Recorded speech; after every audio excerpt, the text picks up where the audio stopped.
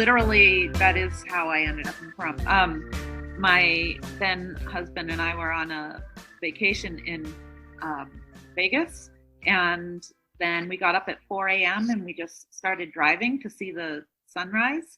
And we found this really ridiculous place. It was like the land that time forgot.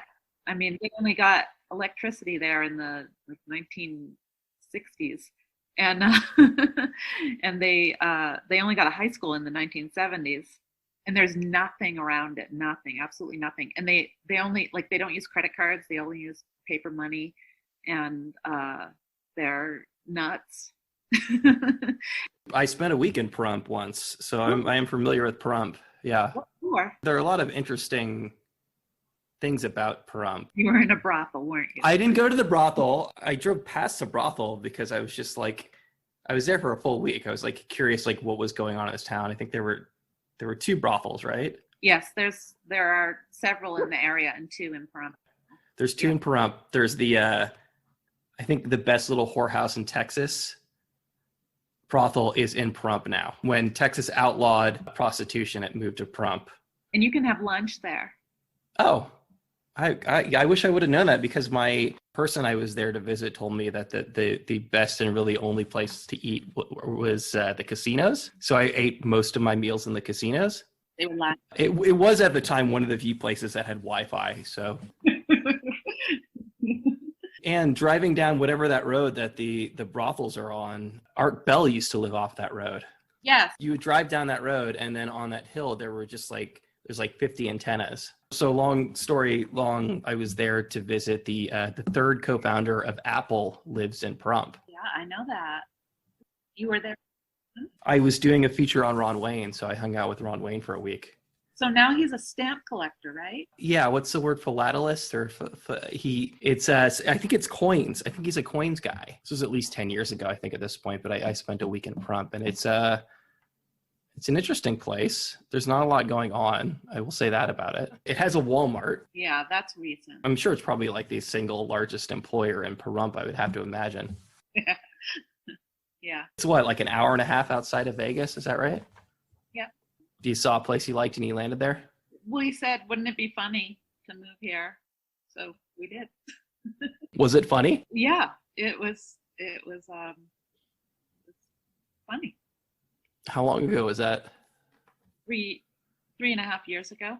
Again, I spent a week there, so I can't really speak to it beyond that. How is it as a place to live? It's great. We lived in the North End, which is where all the loons, especially loons, live. Downtown is where the meth people live. And then in the South End is where people golf and retire and have RVs. So we live where there's like flat earthers and, people preparing for end times and tribulations and bringing up the Constitution for a reason why they don't need a driver's license. Yeah. Before I knew anything about it, I used to listen to Art Bell back in the day, and there was something kind of like romantic about the way he discussed the high desert. I think that's the perfect word for it. There have been some people who took over after he died, and it's men talking about monsters and nightmares and like active dreaming, like controlling your dreams, and lucid dreaming, and demons, and they make jokes about penises. It's really puerile and it's loving. It's like I really love men encouraging each other and allowing each other to say stupid stuff, and you don't see that, and I think that's what's wrong with America. There's not enough men encouraging each other. I guess it's a bit of a double-edged sword. Yes, it is definitely a double-edged sword because they encourage each other in some dark ways too. Yeah, it depends on the men, I suppose, is probably the takeaway. All in all, it's worth it, I think. It's bad pigs. What is it about Pahrump as a place that attracts all of these weirdos? Well, nobody tells on anybody. Like, people go there to hide, and You can really do the good there. And you can find other kooks who support your kooky plans and dreams. You know, and there's a lot of space and it's cheap and you can have privacy and do your weird things. Nobody checks on anybody. Sounds like it's been a pretty good spot for you. Why leave it now? Well, I left actually a year ago because I moved to Vegas. And then now I'm just kind of doing, I guess, like writer retreats in people's houses when they're not there.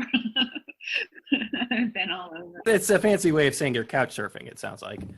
Well, I'm really bed surfing because I wait till they're in my own bed.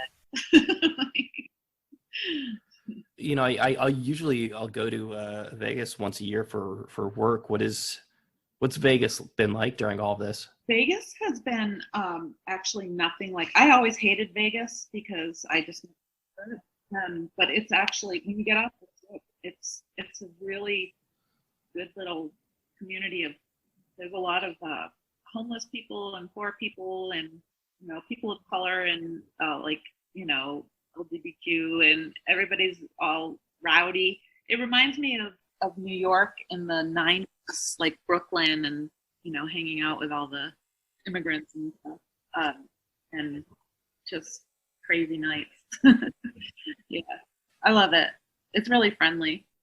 And I did all these free things, like a free comedy workshop, and it was all these crazy old Black people like yelling at me for being white, and it was really, really funny. You know, I mean, you can't, like, where else can you get a free comedy workshop? And then we did it live, like all these, like, really bad, like no one was good. No one was good. I think one of the videos that comes up for you when you search is, I assume it's from that night. There's a video of you doing it's not really a stand-up, it's almost like a moth style story. Yeah, well, I did that because I tell stories, but everybody else was telling jokes. Like I went on a diet, so I only had 2 pieces of pizza. I just sliced it down the middle. Our teacher was James Bean, and he made $5,000 in one night. For Patti LaBelle. It's his sort of bona fides. Yeah. I mean, Vegas, man. And then I took another class there, writing about fighting. That too was free. And it was this guy talking about, he had all these like made up creatures that fought each other, like scorpion creatures. In my peers, my other people who wanted to learn how to write about, there was a furry. And he was saying, you know, like, I really like to get into architecture. And I want to, like, in my stories, I just spend the whole story telling about the architecture. I don't want to tell about, like, how many rings there are on my tail because maybe it's copywritten. These people are nuts. Everyone's nuts there. Do you feel like you're one of the more relatively normal people in these classes? Oh, I always think I'm normal. So yeah. So when you call people nuts, like you're the sort of baseline that you would use. No, what I mean is they're not afraid to be themselves. They're not trying to be anything. You know, they're out there and they're having a good time. I mean, how much of this class taking and how much of kind of going out there and doing stuff is you looking for material, looking for things to write about? Both of those things, the comedy and the writing about fighting, I've been writing my whole life. So it's nice to find out if I have something else to learn, you know, not think that I know how to do it, and like do something that I don't normally do. I don't normally write about creatures fighting each other. Like, that was a good exercise. The course was teaching you how to write stories about creatures fighting each other. Yes. Okay. And did you get anything out of that? I mean, no. No. We're not going to see a novel from you about creatures fighting each other? No, it's not going to happen. But I enjoyed it, and it made me enthusiastic about writing because these guys were. I mean, I guess in some ways the move from Pahrump to Vegas is a big one culturally, if not as much geographically. But again, Botswana, that's both very far away. And I assume I've never been. I spent a little time in Lagos last year, so I've been on the continent. But I assume that culturally, Botswana and Las Vegas are probably fairly different. I hope so. I would really get out of America. It's become so mean. Everybody assesses themselves in comparison to how superior they are to their opposite, and I don't think that's any way at all. I hate it, and it's not just conservative nuts. It's also my friends are ridiculing people all the time, and people aren't full human if they voted for that. I don't remember anything like that ever. That wasn't my idea of America, but now I can't really avoid it. So I just want to get away from it. I don't know. I don't know anybody who's happy with the way things are going in the country right now. Obviously, COVID is kind of a bit of a freak thing, but it's certainly compelling people to want to change, to shake things up a little bit in their own lives. Yeah, I'm excited about that. I think it's a good opportunity for businesses and individuals and families and everything to have a redo. Are you hopeful, though, that after a number of recent years of things getting worse and worse, that there's a chance for redemption for America? I don't know. I haven't wanted to be here for a long time, but I had my kids here, so I couldn't leave. I mean, I lived in France for a couple of years, and I kept on traveling, but I didn't live anywhere else because I had children, and now they're not children anymore, so I can go. So I'm gonna go. You did a tour last year, right? I went to Australia, New Zealand, and Europe, and the UK, and every place. That was in 2016. But then I did another one just in America, like maybe that was last year, I think, 2019. Yeah. And then and then I went to Stockholm and made some short films. Then this year in 2020, I spent a couple months in Alabama, then a couple months in St. Paul. Now I'm in Reno. So you were in Vegas and now you're in Reno? St. Paul and Alabama are two fairly different places. Well, I never lived. Those are the two places that I never lived, so I wanted to live there. Those were like the last two places in the States that you hadn't lived in? Yeah, except I haven't ever lived in the Dakotas. But I don't want to. It's very cold, but I don't know. I guess if you're a fan of wide open spaces and I really like the desert. If I were going to stay, I would stay in the desert. And a big reason I want to go to Africa is because I find here that people tend to not believe in a lot of things, but disbelieve. Like the right seems to disbelieve in science and media, and the left disbelieves in the capitalism and business. And my friend who lived in Senegal for a while, Lanya, she was saying how people are very social and connected, and part of it is because they're afraid of getting cursed by somebody, and so you want to be nice to everyone because you believe in the evil eye and stuff. So I think that would be good for us if we would believe in curses, because that would make us mind our P's and Q's. I'm of two minds. I would like to have faith that people are capable of being reasonable and nice to each other without the threat of curse. Well, are they? We have religion here, which is probably the closest analog that, theoretically is supposed to keep people attracted. Obviously, it hasn't done a great job of that. I was listening to a lot of Christian radio stations on the drive here, and all they talked about was the Antichrist. That was all they were talking about, and they seem to have narrowed it down to it's either Macron or Pope Francis. I get Pope Francis from the standpoint of like, I think non-Catholic Christians just don't like the Pope generally is probably part of it. Macron's a weird one. What was the thinking behind Macron? Well, they say that he's a globalist, which I don't even know if that's true. I don't really think that's true. I mean, they could say that more about the German president. Merkel. Yeah. I mean, I think he's, as much of a globalist as like any neoliberal head of state. Well, they're saying that, and what's wrong with globalism is that so the deep state want to inject us, like there is no COVID, but it's a mark of the beast. Yes, and first they had us wear the masks to condition us to get these little nano bites or whatever, these little tiny things that they're going to inject in us with the inoculation, and that's going to make people like machines and machines like people, and that's going to take away your soul. So then you're not going to believe in God anymore because you're going to be like a machine. So that's why Macron is the Antichrist.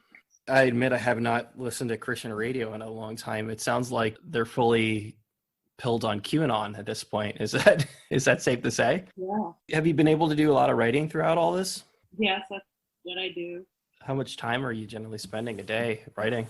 I don't know. It's hard to say because I do most of my writing kind of, I guess, while walking or talking, or I do most of my writing like noting things in my head, and then hopefully I remember it later. Like even in my sleep, I write. So I don't spend much time actually hitting the keyboard. From what I could tell, at least, you seem to be fairly prolific. So you're spending a decent amount of time sitting down and actually typing these things out. I think I must be prolific because I have my monthly newsletter. I wrote a book. I wrote a lot of books, but I wrote a book this year, and I write, on assignment. What was the book you wrote this year? Oh, it's called the Pahrump Report. It's just about life in Pahrump? Yeah. I envy that in that, I'm prolific from the standpoint of like, I write news articles every day, but... Every day? Oh, God, man. Do you feel that part of kind of throwing yourself into things the way that you do is to get inspiration for projects? That sounds kind of cold and calculating, and I don't feel like I am. I mean, so the answer is yes, but not the way it sounds. I don't think it's a bad thing. You need external stimulus, I think, sometimes to write. Even if I wasn't a writer, like being a writer is just how I think. How I think is how I write, and so I am curious about the world. I never stop. I'm really interested in people, and so even when I'm not writing, like I took a year off for the first time in my life when I moved to Pahrump, and even then I was just constantly like interviewing people just as a conversation everywhere I went, and I just like kind of kept it in my head, didn't write it down because I made myself not, but just how I think people are really cool, and also I think things are interesting too. I always look into weird animals or rock formations or like how anything is built, or I just think everything is pretty interesting. I think stamp collecting is interesting, actually. If there's an issue at all, it's not finding things to focus on, but it's narrowing down the things that you want to spend your time writing about. I always have the same question, which is how do you like to live? How do you see the world? How do you what do you want? And I, everybody has their unique values and ideas about what's important and what's fun and how to live. I always change my ideas according to whoever I listen to loves. How do you see the world and what do you want? Oh, I think it's like every day is a miracle.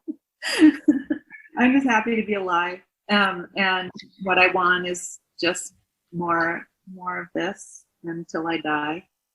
And then, and then I'm interested in, dying. I'm interested in what that's going to feel like. I've never done that before. I'm interested in everything I haven't done before. And I'm also interested in doing again the things that I have done, like eat Cheerios every day. What was the motivation for taking a year off of writing? Yeah, I was feeling a little stale. I was feeling like I was, like it was rote. Like I knew what people expected of me writing, and I was giving it to them, and that's not what I want to be a writer for. So it was just kind of a way of like resetting your brain? Yeah, disentangling from the net I had found my built up crusty. It was a concerted effort from the outset to take the entire year off? Yes. I also didn't listen to the news. And I also didn't have social media. So what did you do? I learned how to build a house. We built a house basically. We tore it down and built it back up. And I got to know some cowboys. And I had a harrowing final year of marriage and divorce. I don't know what I did. I spent a lot of time doing nothing, like hanging out in silence and like being outside, just watching ants and stuff, which I hadn't done since I was a little girl. That was cool. I did nothing. I spent time doing nothing, which I hadn't done. Pahrump is a good place to do nothing. It sure is. Hard to do something there. At least when I was there was no movie theater out there. No movie theater. We didn't have a TV, nothing. It sounds meditative. Is that a fair assessment? Everybody else in the desert, spending too much time in the hot sun, I found God. It was hot. What does that entail? It's a feeling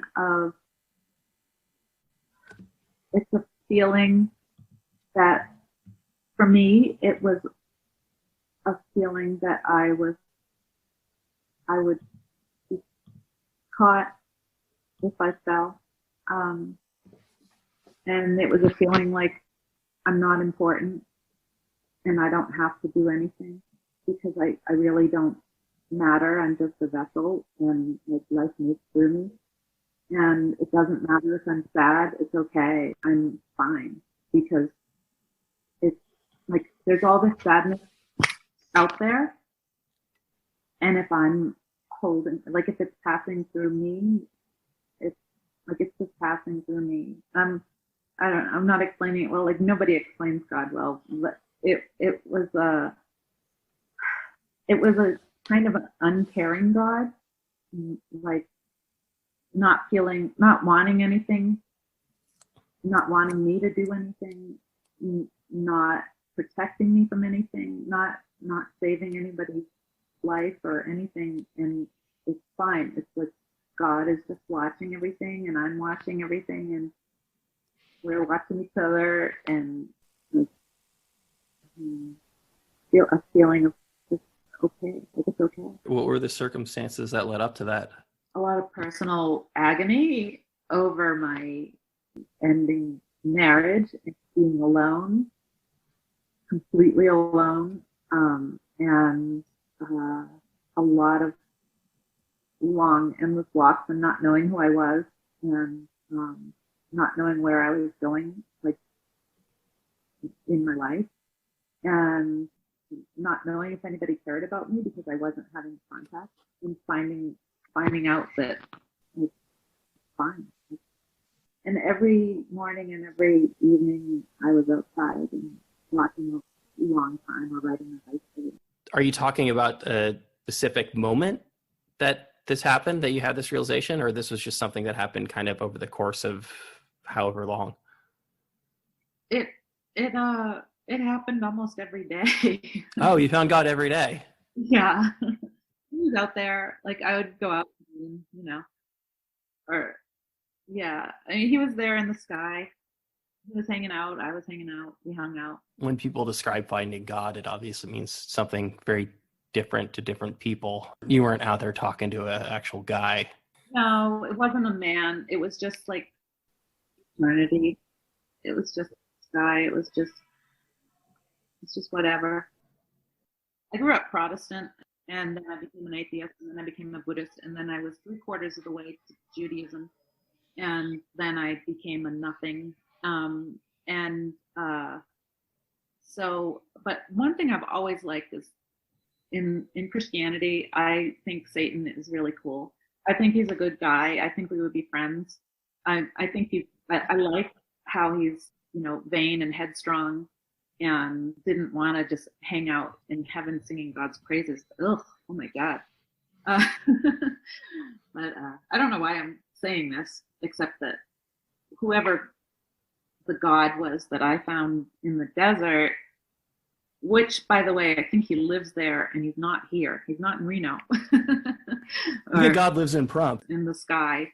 Anyway, I was still friendly towards the idea of Satan during my yes, God.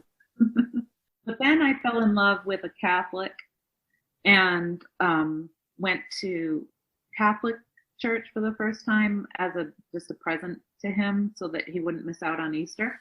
And then I fell in love with the Catholic Church, and that's a different God entirely. And I don't believe in it, but I don't believe in that God, but because it doesn't seem, I just don't feel it. But I started going to church all the time because I like how they're so nice and they sing nice songs and they say, have a good day, you good person. So different from how I grew up with Protestantism. Do you feel like of all of these different religions that you've tried over the years that one fits closer to what you feel or what you're looking for? They've all been the right thing for the time. Like, being an atheist was right when I was angry, and Buddhism was right for when I was pretty psychedelic, and Judaism was right for when I wanted to ask why all the time and be around a bunch of people who wanted to ask why. And whatever it was that I found in the desert was, I needed a balm. Then the Catholic God was good because it was really good sex. And I think that the Catholic religion really makes, every Catholic I've ever had sex with has been awesome. And I think that, and I just became like crazy about that. You went to church for the sex? Well, I just associated it I associated church with the sex and the sex with the church. So yeah, that's all I could think about. I was obsessed. So you think it's the kind of the guilt or the shame that comes along with it? Well, I don't have any guilt or shame. No, but in Catholicism, their guilt and shame. I don't. Everyone says that, but I don't think that's it. I think it's that they try to hold off. They find reasons for why you can't. And God, there's nothing that makes you want to more than somebody telling you, I can't. When you say hold off, you mean like it just takes it takes longer to go to bed with them. Always, like they always come up with some reason why you can't anymore, but you're going to, they're gonna, and you're just like, oh God, why do we play these games? But these games are totally what it's about. Do you feel that the God that you found in the sky, to me, it sounds like it's not too far off from Buddhism. Is that fair? Yeah, it's off from Buddhism. For me, Buddhism, I went to retreats and everything, and I was really mostly into Zen Buddhism. For me, that was kind of intellectual and artistic. And the one in Pahrump was neither. It was just, oh my God, it was just like soothing all the pain of the world. Like it was like feeling all the pain of the world. And I haven't investigated the Indian God, but doesn't it sound like not Native American, but India? I wish I knew more about it, but they have, I guess it depends on if it's Hinduism or They have multiple gods. Yeah, yeah. I don't know what the one that says life is suffering, and you just have to accept that life is suffering. And that was a helpful message for you at the time. Yeah. Was the decision to stop writing and the end of your marriage, is there a reason why those two things coincided? It's funny you say that because when I quit writing, maybe it kind of was for my marriage a little bit. To save your marriage? Not to save it because I didn't know that it was in trouble, but to, I don't know, I guess my husband's, and there have been a lot of them, have always been a little jealous of how self-satisfied I am. Like I'm happy every day. I feel like I'm doing my destiny like every day. And that's really aggravating to live with somebody like that. And he's a businessman. So, it was particularly irony to him. So maybe I did it partly for him, which I didn't realize at the time. But so maybe I resented him for that. In my second marriage, I gave up my column. I was actually, one time in my life, I was making a lot of money. That was for Nerve? Yeah. And I was making like $4,000 a month. And for me, that's a ton of money. It goes further in Pahrump than like New York, I'm sure. For my marriage, I gave that up because I was the show of the world. Like everyone knew our business and everything. You revealed too much about yourself. Yeah. And so our marriage fell apart after I quit because all of a sudden it was just like him and me. It's like we needed that third party of the rest of the world in our marriage. And like, we were just like looking at each other like, oh, what do we do now? I mean, among other things, writing or art generally is an outlet or like a release valve. It's a place where you can get kind of catharsis and deal with some of these issues. And it's easier to perhaps deal with them on paper or stage than it is to maybe confront people directly. That's true. Yeah. And I mean, definitely what I did, the operas that I performed in my youth, they were definitely psychodramas for sure. Like I definitely worked some things out. Did you have a creative outlet during that year when you weren't writing? No. Nothing. Not unless you count like making a house. It's more important if you count it. No, not really. No. I mean, I was using a jackhammer and stuff. If Jackson Pollock can be in galleries for splattering paint, I think he can make art with a jackhammer. You've worked in a lot of mediums. Have you always considered yourself a writer first and foremost? Yes. Does performance art, I mean, obviously it's harder to do under COVID, but is that still an important outlet for you? I've never liked it. I just do it because other people like it. It's useful for other people. I hate it. I hate doing it. It's torture for me. I know Dame Darcy was working with you a lot. I had her on the show a couple of years ago, and I was reading at one point that she left a tour and your daughter had to fill in. Yeah. Was that miserable for her? It really was awful. She was 14 years old, and she's very ambitious, and she's not a disgusting person, and I am. And my fans are way more disgusting than I am. And it was a nightmare for her. And God bless her. She did it like to be helpful. It was a nightmare for her. What was she doing that was so miserable? Well, she was singing and dancing mainly, which is not that bad, and also acting. And she didn't want to do any of it. But the worst part for her was all my gross fans.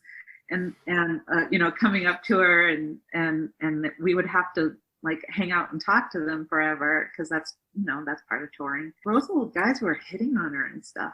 It was also like we would sleep in places, and the kind of people who put up traveling acts, they have the sleeping houses. So she wants a vineyard vine life.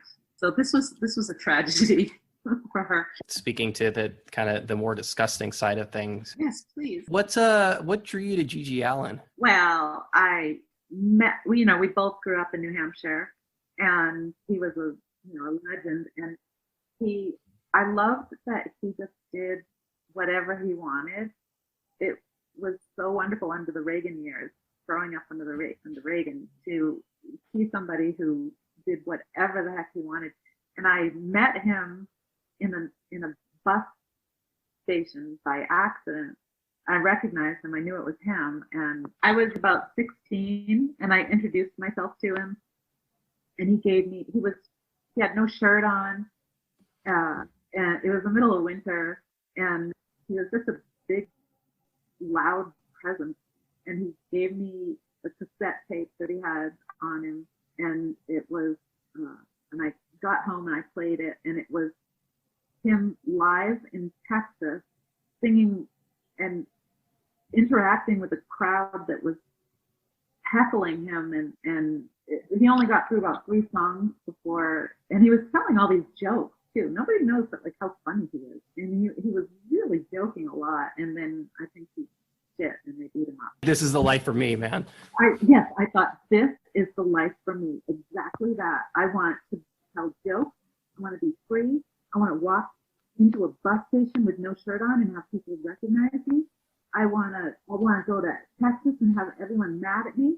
I want to throw my shit at them because I want to like shake people up, and I want them to chase me out of town. I want to get chased from town to town, and I want to have adventures and misadventures, and like that's the life I want, and that's the life I had. It wasn't something that Gigi could do forever, and it wasn't something he planned to do forever. Do you feel that you grew out of that to some degree? Thank God. I mean, it was really, really good for the time. I mean, it's just like different gods, you have your time to shit and flee. You feel like because of what people know you for on the performance artist side of things, that you still feel obliged to have kind of a certain amount of disgustingness be a part of the performance? No, I don't do anything disgusting. I don't do this. You said before that it was that you were doing disgusting stuff, that your daughter was No, for her, in her mind, sleeping on a greasy was disgusting. Did we do anything disgusting? I mean, yes, we ran around and bit people. We had a Snicker bar that we pretended was an abortion. I mean, we did some things that would be gross to a 14-year-old person who wants to grow up and be a worker. Do you feel like at this point, though, that your kids appreciate or at least kind of understand what you do and what you've done? No. I mean, she lets me be me, but I don't think that she appreciates it. Every once in a while, I read her some glowing review where somebody says I'm a genius, and I was like, see? And she's like, okay, mother. She bears with me.